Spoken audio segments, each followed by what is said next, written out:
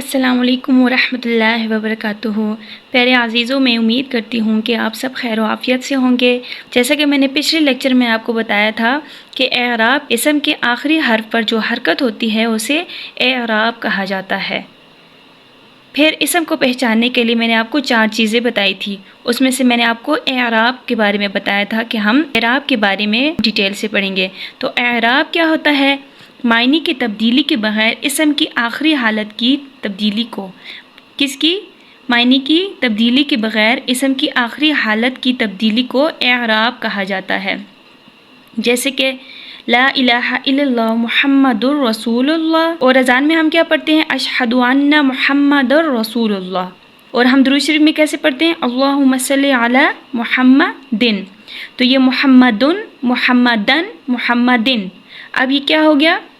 معنی چینج نہیں ہوئے، معنی کی تبدیلی کے بغیر اسم کی آخری حالت چینج ہوئی۔ محمدن کیا ہے؟ اسم ہے۔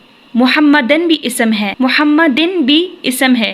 معنی چینج نہیں ہوئے تینوں کے، لیکن آخری حالت اس کی چینج ہوئی۔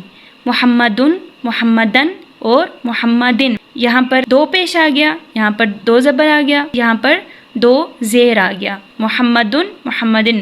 تو میں نے آپ کو کیا کہا کہ معنی کی تبدیلی کے بغیر اسم کی آخری حالت چینج ہو گئی۔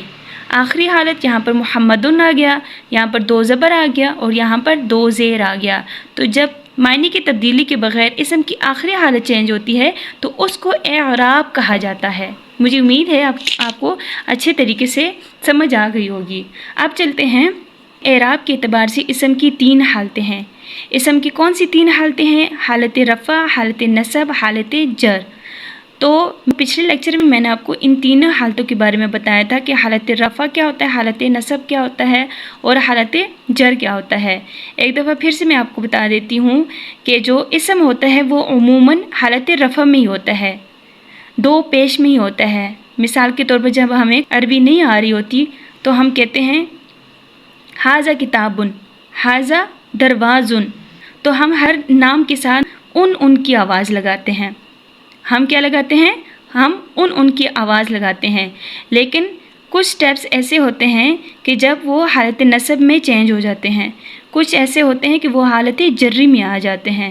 تو عموماً اسم کیا ہوتا ہے؟ عموماً اسم جو ہے وہ حالت رفع میں ہوتا ہے۔ اب یہاں پر میں ایک مثال دیتی ہوں آپ کو کہ لا الہ الا اللہ محمد الرسول اللہ، تو ہم کیا پڑھتے ہیں اذان میں؟ محمد الرسول اللہ۔ لیکن کچھ وجوہات کے طور پر میں نے آپ کو بتایا کہ اس کو حالت نصب میں بھی تبدیل کیا جاتا ہے، حالت جر میں تبدیل کیا جاتا ہے۔ تو اشہد ان محمدن، اب آپ لوگ سوچ رہے ہوں کہ یہاں پر محمدن کیسے آ گیا؟ تو محمدن یہ حالت نصب میں تب آیا کہ اس سے پہلے انا آیا ہوا ہے، انا کا لفظ آیا ہوا ہے، اور انا حروف ناصبہ میں سے ہے۔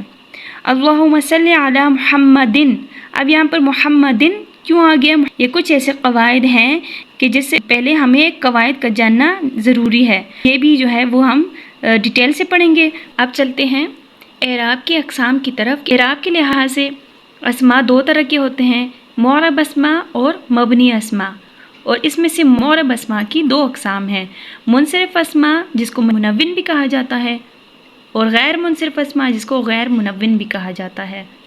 تو اس میں سے سب سے پہلے ہم منصرف اسماء کے بارے میں پڑھیں گے۔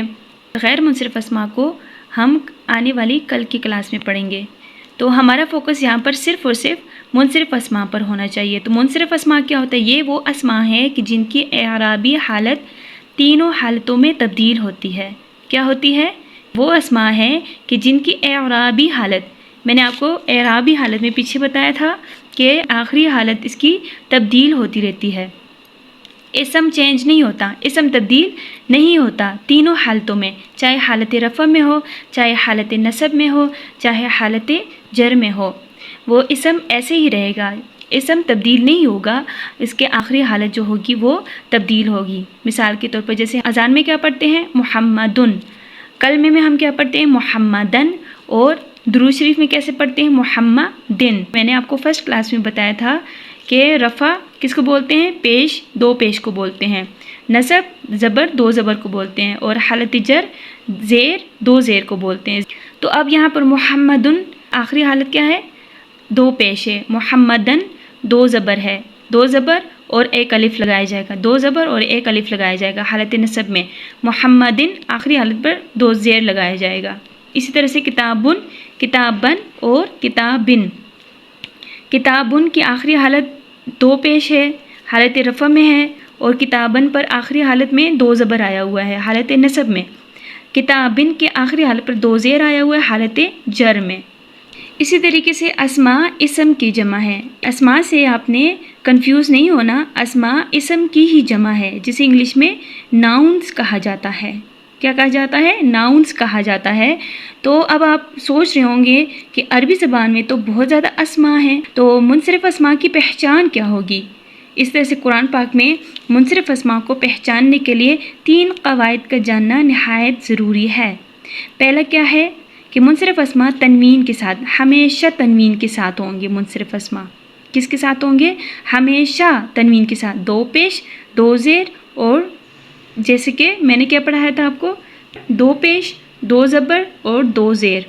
اور سیکنڈ نمبر پر ان کی اعرابی حالت تینوں حالتوں میں چینج ہوگی، جیسے محمدن، محمدن، محمدن۔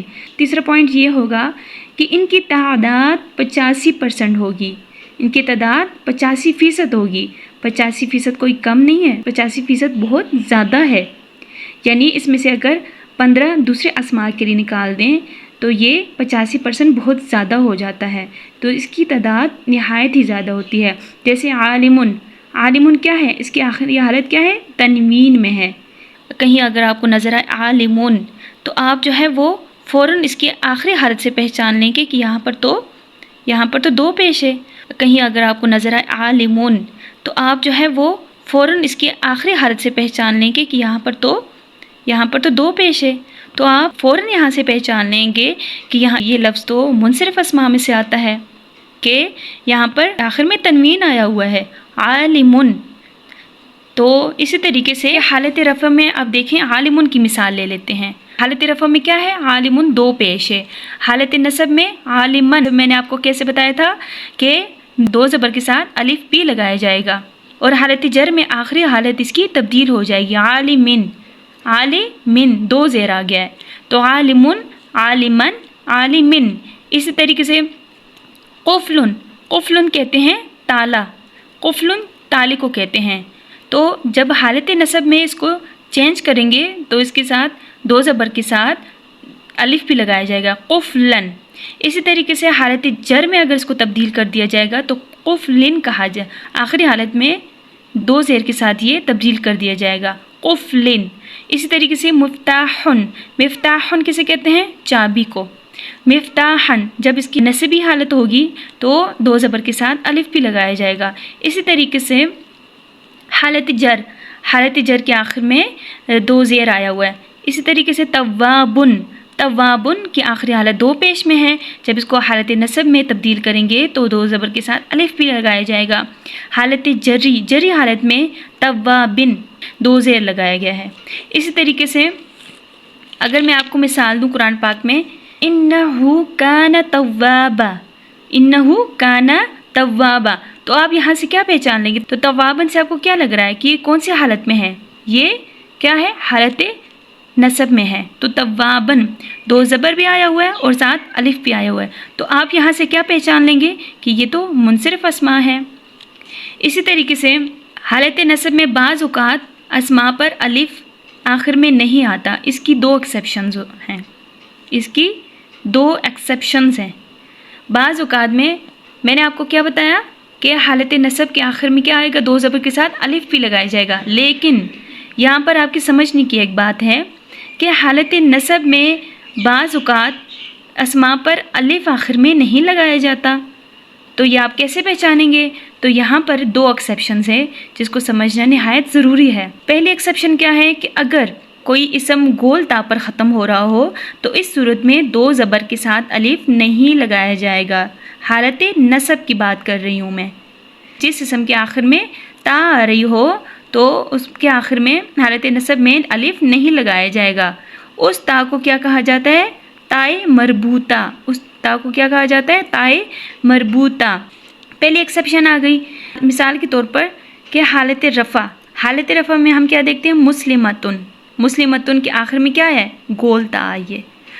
हालत नसब में क्या आया हुआ है, मुस्लिमतन, तो ये तुन हालत रफ़ा में आ गया, मुस्लिमतन।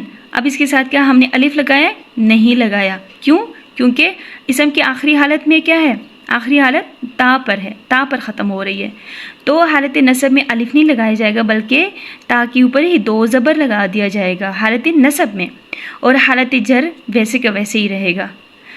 इस तरीके से जन्नतुन, तो जन्नतुन की आखिरी हालत हालत रफ़ा में है, और जन्नतन तो इसके साथ अलिफ का इजाफा हमने नहीं लगाया। तो क्यों नहीं लगाया, क्योंकि इसम की आखिरी हालत क्या है, गोल ता पर ख़त्म हो रही है, और हालत जर में भी ये जन्नतिन होगा। जन्नतुन की अगर मिसाल दे दूँ, सूरह मुजादिला आयत नंबर 16 में है, इत्तख़ज़ू अयमानहुम जुन्नतन, इत्तख़ज़ू अयमानहुम जुन्नतन। अब ये जुन्नतन के आखिर में क्या आया हुआ है, आप यहाँ से समझ जाएंगे कि ये जुन्नतन भी है, लेकिन इसके आखिर में अलिफ नहीं आया, इसके आखिर में गोल ता है। दूसरी एक्सेप्शन क्या है कि अगर कोई इसम अलिफ और हमज़ा पर ख़त्म हो रहा हो, तो इस सूरत में दो ज़बर के साथ अलिफ नहीं लगाया जाएगा हालत नसब में। ये दूसरी एक्सेप्शन सिर्फ हालत नसब में होगी, दो ज़बर तो लगाया जाएगा लेकिन उसके साथ अलिफ का इजाफा नहीं लगाया जाएगा जिस इसम के आखिर में अलिफ और हमज़ा आ रहा हो। तो इसकी मिसाल मैं आपको दे देती हूँ। मिसाल के तौर पर हालत रफ़ा में अगर आ गया, हालत रफ़ा में इसम की आखिरी हालत क्या है, अलिफ और हमज़ा के साथ है, माउन, ये ऊपर दो पेश लिखा हुआ है, माउन, तो इस वजह से हालत नस जब इसको तब्दील करेंगे तो अलिफ नहीं लगाया जाएगा। इसी तरीके से हालत जर में वैसे के वैसे ये माइन हो जाएगा। समाउन, अब ये इसम क्या है, हालत रफ़ा में मुनसरिफ अस्मा भी है और आखिर में क्या आया हुआ है, अलिफ और हमज़ा आया हुआ है, तो इसको जब हालत नसब में तब्दील करेंगे तो इसके साथ भी अलिफ नहीं लगाया जाएगा, क्योंकि दूसरी एक्सेप्शन क्या थी, जिस इसम के आखिर में अलिफ और हमज़ा लगाया जाए तो इस इसम को हालत नसब में चेंज करते हुए अलिफ नहीं लगाया जाएगा। इसी तरीके से हालत जर में समाइन हो जाएगा, माउन, माअन, माइन, समाउन, समाअन, समाइन। इस तरीके से अगर मैं इसकी मिसाल दे दूँ, सूरह अल-बक़रा आयत नंबर 22 में है, अल्लज़ी जअल लकुमुल अर्ज़ फ़िराशं वस्समाअ बिनाअन। बिनाअन देखें, बिनाअन की आखिरी हालत क्या है, अलिफ और हमज़ा के साथ है, तो अब ये क्या है, मुनसरिफ अस्मा में से है।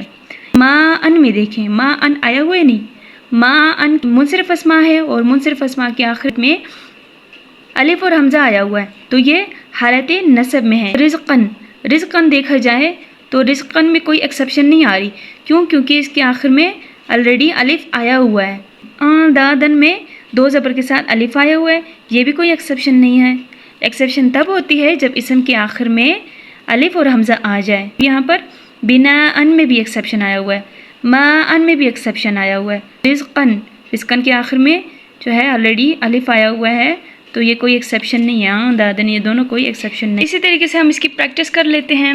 हालत रफ़ा में जैसे कि मैंने आपको बताया था, किताबुन, किताबुन जब हालत नसब में तब्दील करेंगे तो किताबन आखिर में अलिफ लगाया जाएगा। किताबिन, सालिहुन, सालिहन, सालिहिन। कलिमतुन, कलिमतन, कलिमतिन, क्या आया हुआ है आखिर में, गोल ता आई हुई है, जब इसको तब्दील करेंगे तो अलिफ नहीं लगाया जाएगा बल्कि दो ज़बर ही लगाया जाएगा, अलिफ नहीं लगाया जाएगा। कलिमतन, कलिमतिन। क़लमुन, क़लमन, क़लमिन, अलिफ लगाया हुआ है, कोई एक्सेप्शन नहीं आ रही। हामिदुन, हामिदन, हामिदिन, कोई एक्सेप्शन नहीं आ रही, तो दो ज़बर के साथ अलिफ भी लगाया जाएगा। इसी तरीके से आक़िबुन, आक़िबन, आक़िबिन। सूउन, सूअन, सूइन। अब आप यहाँ पर सोच रहे होंगे कि यहाँ पर तो दूसरी एक्सेप्शन तो ये थी कि हालत नसब में अलिफ तब नहीं आएगा जब हालत रफ़ा में क्या हो, अलिफ और हमज़ा हो। हालत रफ़ा में तो हमज़ा से पहले अलिफ तो नहीं है, अलिफ से पहले तो वाव है, तो इस वजह से हालत नसब में यहाँ पर हमज़ा के साथ अलिफ आएगा। ठीक है। इसी तरीके से सूकुन, सूकन, सूकिन, अलिफ आया हुआ है, कोई एक्सेप्शन नहीं है। कुर्रासतुन, कुर्रासतन, कुर्रासतिन, بیتن بیتن بیتن، بستانن بستانن باغ کو کہتے ہیں، بستانن بستانن، الف آئی کوئی ایکسیپشن نہیں ہے، بستانن۔ غصن ٹہنی کو بولتے ہیں غصنن غصنن، شباکن شباکن شباکن۔ مجھے امید ہے کہ آپ کو یہ کلاس بہت اچھے سے سمجھ آ گئی ہوگی۔ نیکسٹ کلاس میں ہم غیر منصرف اسماء کے بارے میں پڑھیں گے۔